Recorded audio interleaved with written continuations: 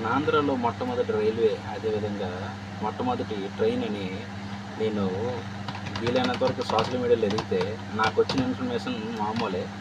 తర్వాత నేను డెప్త్కి వెళ్ళి చూసినప్పటికీ అసలు మన ఆంధ్రాలో మొట్టమొదటి రైల్వే లైన్ ఎక్కడ వేశారు, అదేవిధంగా మన ఆంధ్రాలో మొట్టమొదటి ట్రైన్ ఎప్పుడు రైల్వేస్లోకి వచ్చింది అనుకొని చూస్తే సౌత్ ఈస్ట్ కంపెనీ రైల్వే వేయడం జరిగింది 1893.